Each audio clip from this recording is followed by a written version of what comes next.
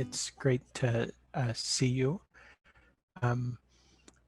This presentation's been prepared by myself and Kip. We're really happy you're all here. We have a piece of it that is including facilitators in a number of breakout sessions. So I think that's really increased our numbers. And thank you, facilitators, for coming as well. We're going to talk about collaboration. IQU, as we define ourselves, and we're figuring out who we are, is treating collaboration like a research topic for us.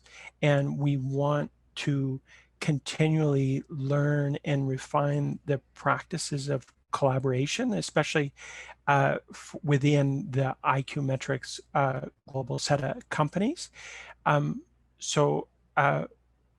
This is actually a continuation that we'll talk about in a minute. I do want to say early, though, that I went to the decision-making system with CK yesterday, and I think what we're talking about fits pretty seamlessly within the ask of the task decision-making framework. When we're talking about how do you make sure you have the right context and that you're addressing biases and stuff, this fits pretty good with it. So I'm going to take you back to June 2020. Many of you were probably there when we did the first lead session, and we had one called cross-team collaboration. If you remember anything about it, it was about the orange exercise, which was really a little parable for what we're talking about, which is let's take time to slow down. Let's understand each other's viewpoints. And when we do that, and when we just simply ask those questions and understand each other and get that better context, we find more possibilities and ways that we can be more mutually beneficial to each other. And so with the orange, if you weren't there, one team is told they must have the orange, the other team's told they must have the orange, but in truth, one just needs the peel and one just needs the juice. And so we talked about that, and then we talked about tactics of how to do that, where it's sort of just this work of stepping back and being objective. Instead of just saying, I need this by Friday, it's to back up and say, what is it that I really need? Where can we find some mutually agreeable solutions for this stuff? So that's what we did in June. And after that, we, IQU, sought to apply these concepts out in the field, essentially, do our field research, I guess, but really to take our words and apply them directly to see just how they work, and hopefully that they do work, but also be more clear about what doesn't work. And so we just chose one specific function. We went to ask dev, where could we apply this? And we ended up not just talking to dev, but realizing that we need to be more specific. And we talked about to RQ dev, and they talked about the relationship with client experience. And I want to be really clear that this isn't about a bad client experience relationship. It's actually just lots of meaningful connections, lots of impact between dev and client experience. And actually, when I talk to both of these groups, and as we're doing this sort of interchange to get more clear about what we're talking about or what we're gonna focus on, both groups, and I think this goes just across the organization, they were really quick to see it from a company need perspective. No one was blaming. No one is defending what they're doing. They're all really able and objectively addressing what's best for the organization. Actually, let me slow down here and say that I think that's a key point for what we want to share with you today. The shift in mindset from your day-to-day, what's due on Friday sort of thing, to thinking about the broader needs of the organization, that wasn't hard at all. I think probably the hardest part was feeling like we're disrupting their productivity. And maybe that's just a personal thing as we're doing it. It is hard to invite individuals to prioritize this conversation over the deadlines that they might have. And I think that's still something we need to work on, but it's not just us. I mean, this is this is today's presentation too. It's an invitation for all of you to figure out how to do that, how to find that balance between the day-to-day and when it would be most helpful to step back, whether it's this process we're talking about and the techniques we're talking about, or if it's just, oh, I need to go ask. Like if it's just the A in task, you got how much time are we going to spend doing that? We're just talking about before we had a full session with these two groups together, by the way. It was actually really tremendously valuable. That's another lesson, is it was tremendously valuable to make sure we had the right people, that it was the right topics, that we're getting some buy-in, lots of meaningful context sharing and understanding actually just happened at that time. We did bring the full group together. We chose we identified two key areas that were valuable to collaborate on: strategic client bug fixes and release notes. And again, much like I said in the small group consultations, it was super easy. Actually, it was a facilitator's dream to bring these two groups together. They were so ready to look at it from a broader perspective that it was just mostly about a really energized conversation. So two outcomes I want to point out from this conversation that ultimately we had. Sorry, I'm going to pull up my next page of notes here. One is the thing that really got highlighted, and we really want to encourage people to keep doing it, is simply just context sharing. It was so valuable just to have these groups talking about a context and not just trying to solve a problem, but just talk about it. So I'm just going to use one example. When we were talking about bug fixes, it was just fascinating to hear about the effect that even a minor bug can have on our strategic clients, and how important it is sometimes to do things that don't feel like a priority, but they're important for our strategic clients. So maybe that's like the CX context. But at the same time, for our development teams, for Scrum teams, they're prioritizing backlogs, and rarely, or if ever, are those bugs actually organized by type of client. Like if it's actually specific clients that we need to make sure we're focusing on, the technical information about why and what bugs we're focusing on, rarely do they line up with who that client particularly is. So this takes us to the second takeaway from this conversation that we had, and it's that we captured direct action and things that we would do from that conversation, and they're really hard to follow up on. It's still really helpful to capture those good ideas and to talk about what would be valuable for the organization, but actually getting those things done when you step out of that context set conversation, it's really hard to compete with all the other stuff. And so it's still a continuing area of research and study, but I'm quite confident. And in fact, I've seen some little examples with the group that there are some subtle changes that have happened because of this better understanding. I think that the language is changing. Perhaps things are being prioritized a little bit more. Anyway, that's about it for just sharing a bit of a background of where we are.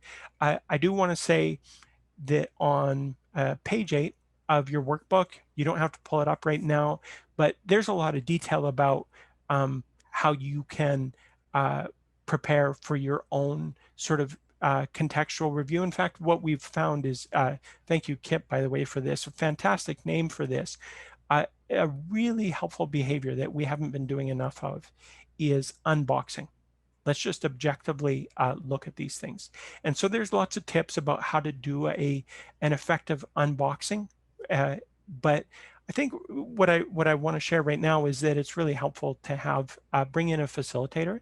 Uh, uh, um, Kip and I are happy to do it. You have a bunch of volunteers that you're going to meet in a little bit that are also willing to do it. It's not a trained skill. It's actually just to have someone that doesn't have a bunch of skin in the game, and that can actually just help us um, uh, uh, explore these things objectively. We're going to talk about next steps that possibly you can take a little bit more at the end of this, but the most valuable time we can spend right now is to just offer you this experience. We want you to go through an unboxing experience yourself, and just consider how meaningful it is, and how it does change the nature of the conversation. So I'm pleased to invite Kip to take over and help you see how we're going to do this experience right now. All right, thanks, Nevin. We're going to spend the majority. I'm actually going to go back to the previous slide. Can we do that? There we go. Sorry, Kip. No worries. So we're going to spend the majority of the rest of the session here in breakout groups. So we're going to go through this process that Nevin just described, so you can start to feel it in action and get a little taste of what we did with the pilot. So we're going to have 7 topics, so you'll see in just a moment, that you can choose from to talk a little bit more about. And these topics aren't just random ideas. They're actual challenges that stakeholders have shared with us. It might be pretty broad and intimidating, but we picked ones that are very meaningful and where the stakeholders think that they could really use some of your input and thoughts. So we really want to hear some of your ideas around these. Perfect outcome for all of this would be to see one of these discussions go through the Gold Stapler program, which we heard about earlier, maybe beginning of the year, I think is when it was announced. And this is the program that allows any IQer with an innovative idea to challenge the status quo, to suggest better ways of doing something, and provide a process or a flow so that they have a way to share this idea. So you can keep this in mind as you're going through the process, that it's a great way to influence some change in what we know is a very important area for the company. But we're also not expecting the perfect outcome. As Nevin was saying, that the real value in this is the conversation, the discussion, the increased understanding, and the gradual evolution and perspectives that are being gained through discussing this topic.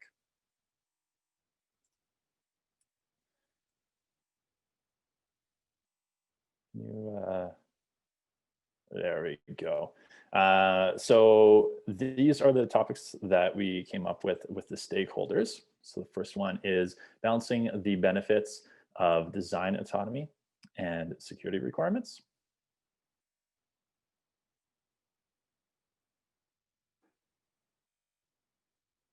Balancing the benefits of a shared product vision and a market-driven opportunity. Balancing the benefits of self-management and direction from leaders.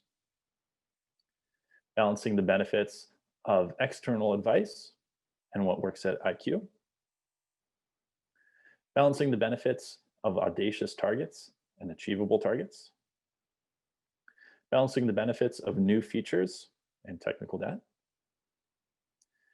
Balancing the benefits of a standard carrier process and a carrier-driven process.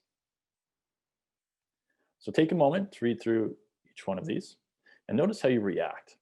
It's very likely that at least one of these is going to spark a strong reaction, an emotion, a feeling, something when you read it. And that's a really good sign that that is a topic that you have something to say about and that you might want to explore a little bit more.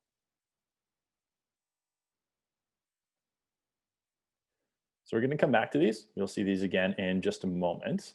But first, let's just go through the rest of the instructions for the breakouts.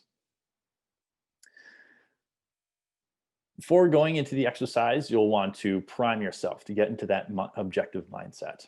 You learned some of these tips from the last leads that you can start to pull in here.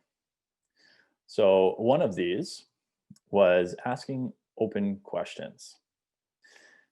Consider, can you tell me the reason for this issue, compared with what might be some of the reasons for this issue.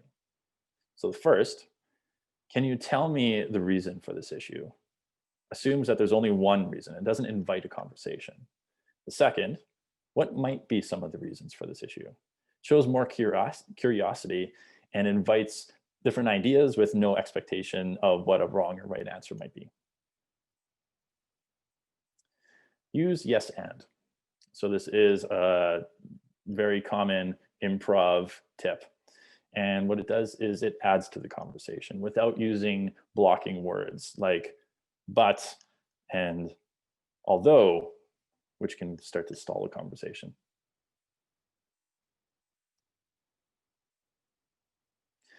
Be okay with silence. Leave space for the conversation to form and for everyone to create their thoughts.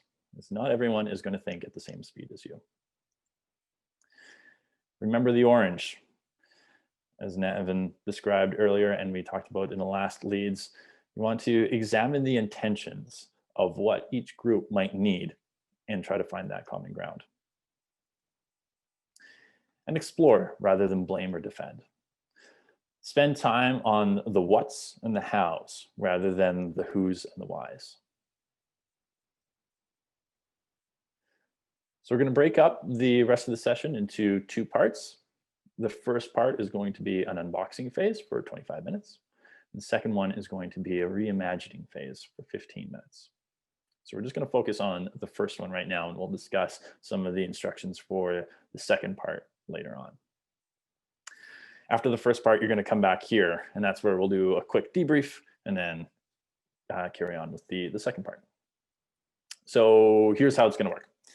You're going to get a prompt very shortly to select the topic that you'd like to explore a little bit more. You're going to enter a breakout room for that topic. And shortly after, you're going to be joined by a facilitator. And these facilitators are there just to ensure that the conversation stays objective and on track. They don't necessarily have any insight or any thoughts on the topic at hand. But they do have a list of prompts and questions to help you get stuck. They're going to take some notes along the way to share anonymously with the stakeholders afterwards. So no names or anything are attached to this. It's just some feedback that we can share with the stakeholders afterwards.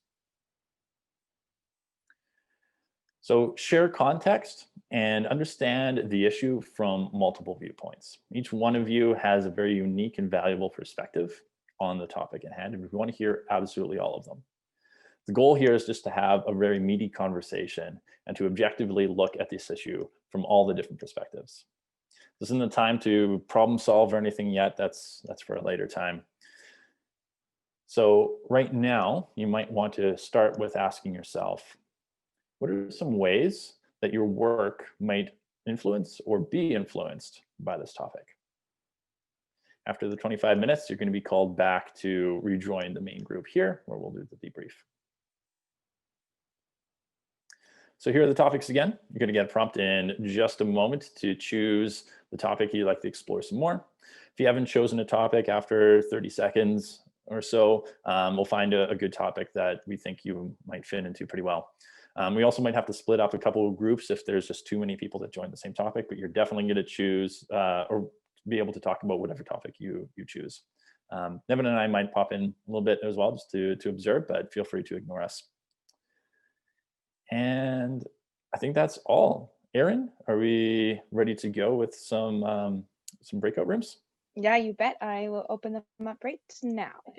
I'm just really curious about how the experience was. I mean, Kip and I have been talking for a good 20 minutes. Was it clear what the request was, and did you have a focused conversation? I joined my group late, as you saw, but Tracy's the fastest note taker in the world. There was lots of conversations already points when I started, but what I found interesting is everyone had kind of a different take on the topic, like which way it went. Like market? Are we talking the market we're in? Are we talking about new markets? So it was quite a big, I don't know, different perspectives on it, I guess. So you were in product vision versus Market market opportunity. Mhm. Yeah. So do you naturally yourself, Kelly, I'm picking on you, do you naturally lean one way or the other? Product vision versus market opportunity? Which one's better for us? Yeah, well, I never really understood did we define what it was? I think if in market opportunity, I think we agreed that in wireless, it's to get in bed better with the carriers to not be reactive. I think I see Tony nodding, so I hope I got that right. But that's mine. Yeah, I think the carrier route is huge. Yeah, we also found out sort of the difference in between companies too. Like from a COVID perspective, we're looking for new regions that legalize cannabis or change our regulations. And obviously, as Kelly mentioned, from a wireless perspective, it's more so about the going with the carriers and getting sort of accustomed to that and working on everything. So you are working with the correct carriers, and that's a market expansion on its own, which is it's just kind of a fascinating, the difference in between what a market looks like between the two companies, at least for iQmetrix and Kova. Thanks, Tony. I'm curious if anyone, and I'm just at the risk of maybe everybody talking at once, we'll just let you speak here, but did anyone hear about a perspective they didn't know about, or did they learn about things that they didn't know about? What was it? Go ahead. Go ahead, CV. Okay, so for my group, we did the self-management versus, or like the balance between self-management and I forget what it was. I kept using vision from the top, but I as a developer that was always at iQmetrix, I've always been in the world of less micromanaging stuff, and I got a really good perspective from one of the people in my group that from that kind of leadership role. And how different it was. So seeing that perspective was very eye-opening to me. So I thought that was a really good experience. Thank you. Who else was that speaking? Brendan, did you want to say something? Yeah, it was interesting because we were talking about just Kova and having to deal with these regulations in different states and stuff like that. And I thought it was just interesting because I've always thought of Kova as like, yeah, it's a shared product vision, right? Like it's seemingly, I mean, again, from the outside, right, it seems to be relatively cohesive, but it was interesting hearing that they still have these market opportunities that are dictated by these external forces of what's going on in in the various states that do legalize cannabis, right? And so it was just interesting to hear, like, it got me thinking a little bit about how, it's kind of like one versus the other. Well, it kind of depends, right? And to Kelly's point, there's like, a question of like, well, it's going, like, your answers, I think, are going to depend on which situation you're talking about and in which context you're talking about it in, right? So I think that's why we found I think we were kind of all over the place. A lot of good discussion, right? But it seemed to vary depending on which topic we were actually specifically focusing on. Hey, as much as we wanted to make this a real examples, there is an element of it being artificial. Like it's we certainly would want to do more prep work and organize to make sure we're on with the right people in the room and stuff like that. I'm wondering if anybody from the security discussion could share. I just found it quite fascinating that just the logistical nightmare we put Aaron through of trying to get people into different groups. We have 3 people join the security one that are all very well aware of the security challenges and didn't have anybody sort of thinking about it or representing the other perspective. I before I even ask one of you to speak, I will applaud that group. And I think that's, again, common to everybody, is that they worked hard to think of other groups or the other perspectives than the ones that they live in all the time. You guys have anything you could say about what your experience was like?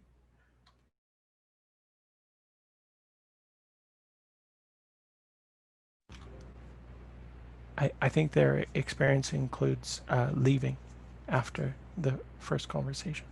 Sorry, I was trying to get lunch going for my kids. I think from ours, so I was part of that group. The three of us that were there were all part of, we'll call it the operations ETS SRE portions of it. So I think all of us came in with understanding or seeing the security part of it, but also understanding that the other side of the discussion was about design autonomy and what that design looks like, and kind of how we feel that the security is part of that whole process, that whole design, but it doesn't always feel like we get involved. So we want to be, but we don't know how to. So on one side, it was great because we all had the same kind of mindset, but on the other side, it was a little bit difficult because we didn't have somebody really representing that side to try to, maybe break the ice of how would we get into that a little bit better. We feel where there definitely is a connection. We're definitely, I don't think any of the three of us were leaning on one side over the other. We feel that there should be a connection between the two. We're just looking at ways on how we can do that. Thanks, Ian. Just being mindful of time, I think we're just going to invite Kip to go into the next round of instructions. And I recognize this is all really rapid, and hopefully it's just whetted your appetite to have more conversations like this in the future. But I'll turn it over to Kip.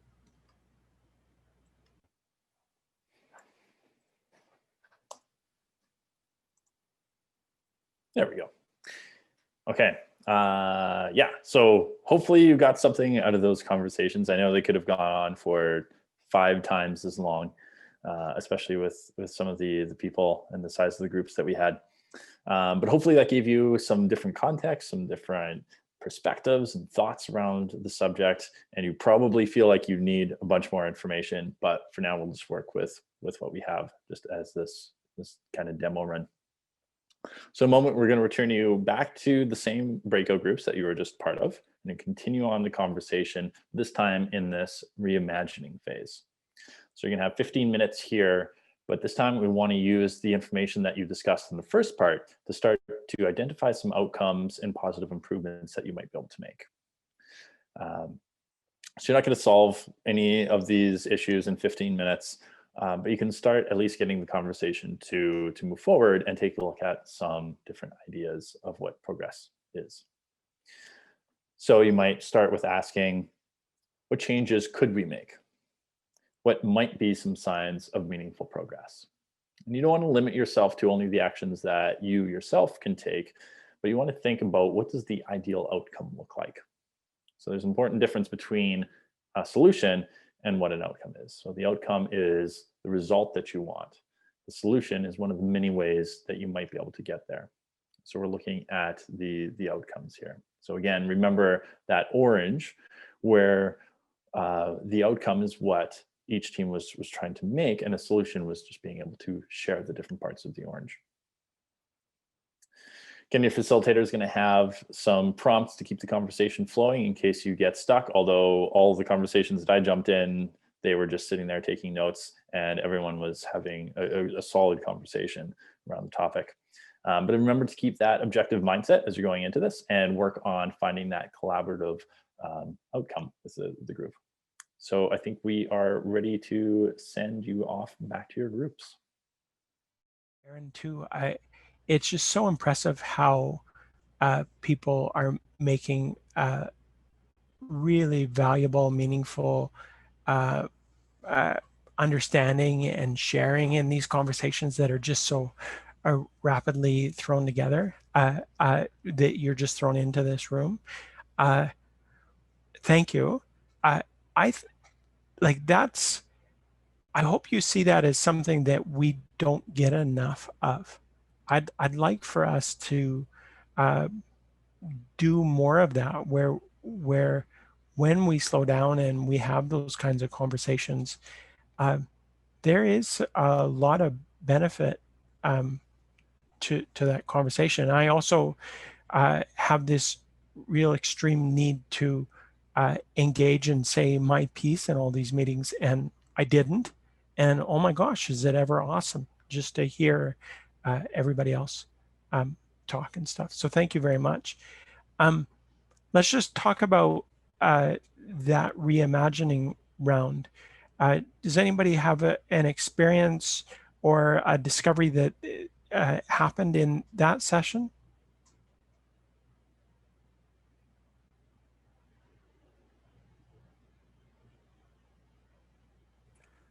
I guess I'll share that. I thought it's interesting because we have a tendency, it seemed, to jump towards solutions and really try to dig into that. And thinking about the outcomes maybe isn't as natural, or at least maybe that was just my own perception of what I was seeing. And I think solutioning is an important thing, but getting clear on the outcome is also important. Yeah, Andrew, I was in the one when you made an appeal. I think what I heard was to look at it a bit more broadly and to talk about outcomes versus solutioning, because we end up having a lot of people in the room to figure out the specifics of those things. Did anybody else observe a difference between outcomes, identifying outcomes, and solutions?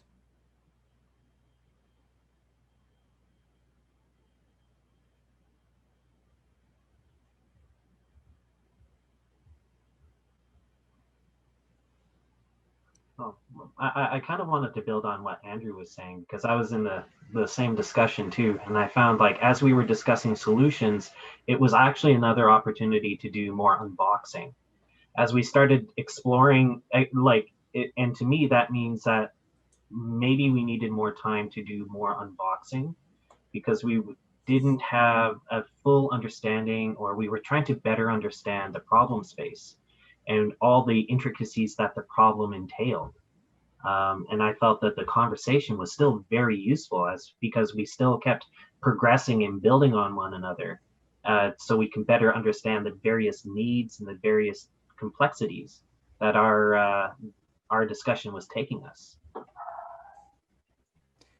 I was Thanks. just playing fly on the wall in my conversation, but one thing I noticed, sort of similar to what Vince is mentioning there, is sometimes the people would be describing a problem that they see, but they're like nested within that is the actual outcome they're looking for. So if you say something like, we don't have enough transparency in terms of what we can, in terms of what decisions any individual person's able to make, they're kind of already describing actually what they want to see, of like, that outcome that they're looking for is, we have enough transparency in terms of, and then you can actually delve into that.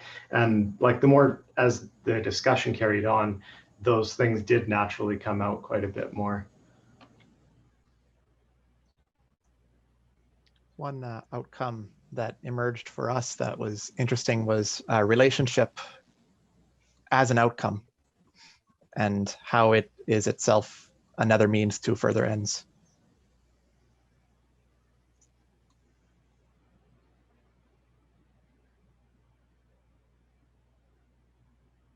Thank you. I feel like I was in all the right places at all the right time. I know that's not possible, but I was in James's in the self-management conversation when I made a note. There was a conversation about the difference between the expected behaviors for someone in self-management and the expected behaviors for a leader in self-management. I anticipate that James in that moment actually wrote down an outcome, even if that wasn't really explicitly said, but the outcome could be like, just as one that just jumped out at me, is the expectations for how to behave as a leader in a self-managed environment are more clearly described. I found that really interesting, and I hope that that was it helped folks see like what we can see in terms of outcomes when we have those conversations.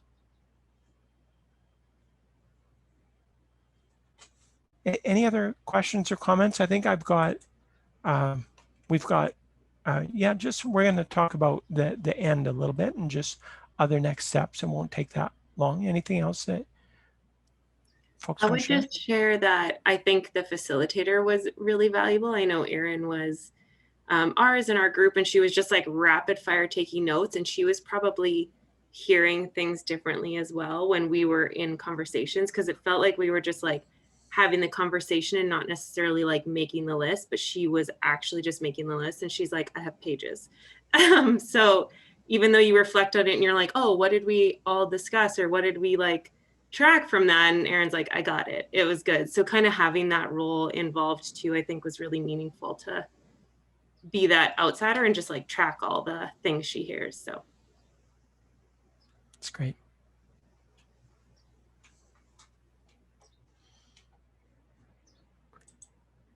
So I do want to point out in terms of actions and things that you can do. There are a couple pages in your workbook, and we specify two things that we primarily want you to consider. One is whatever this experience was and what worked and what didn't, hopefully it evolved and helped you have a picture of what you might be able to do in your own teams.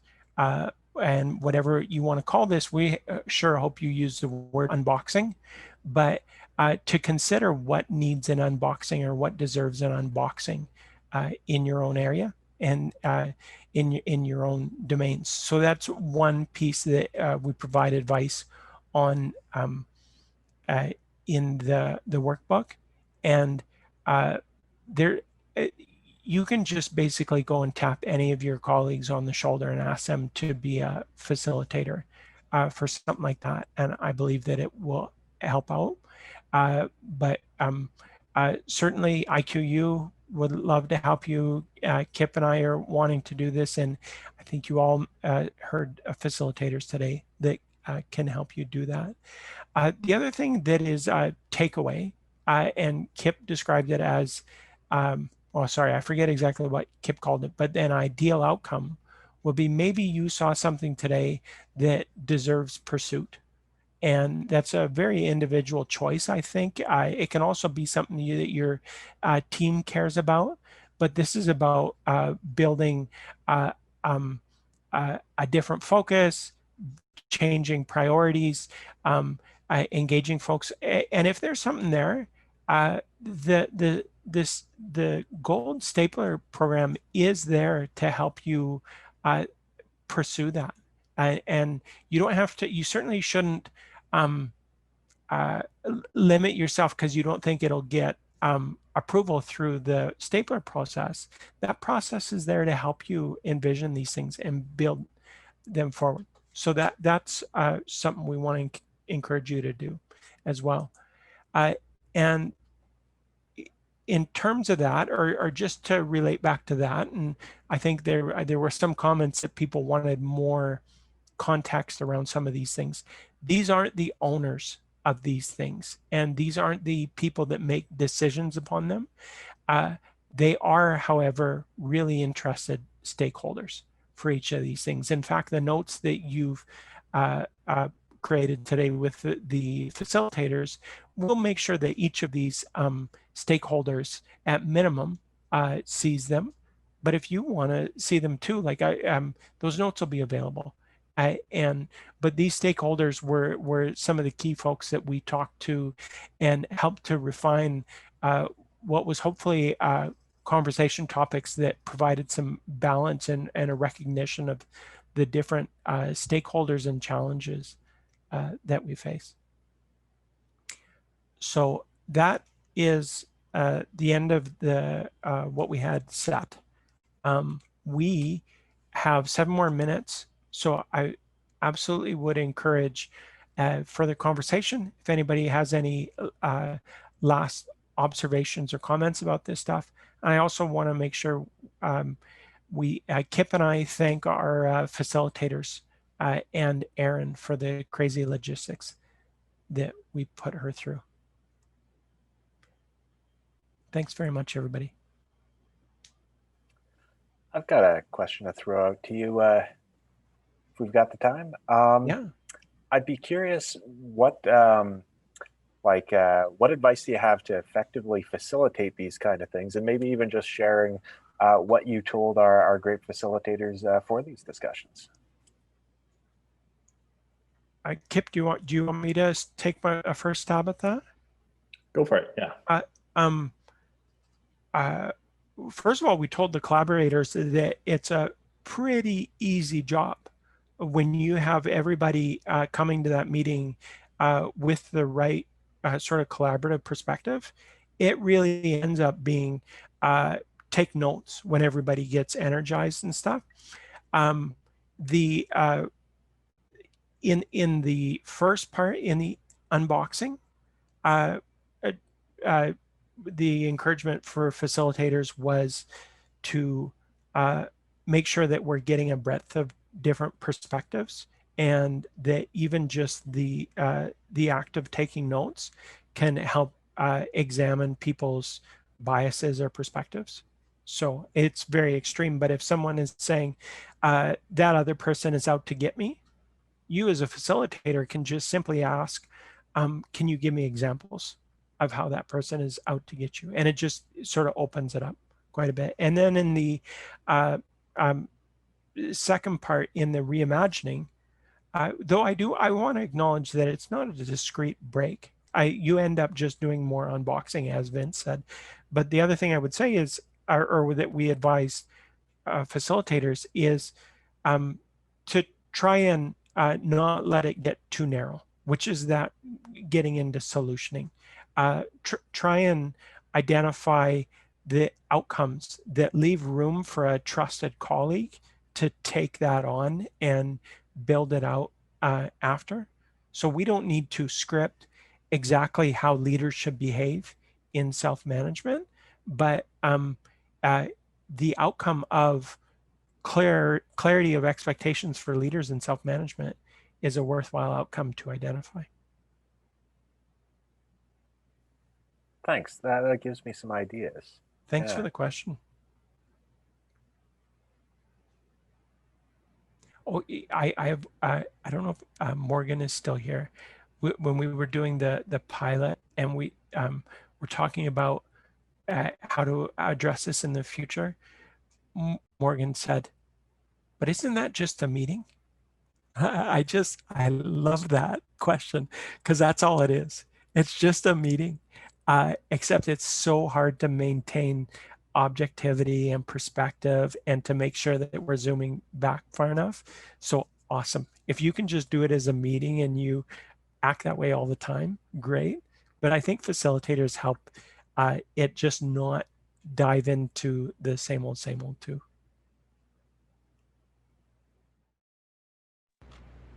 I guess that's it. Thank you very much again, everyone. And have a good rest of your day.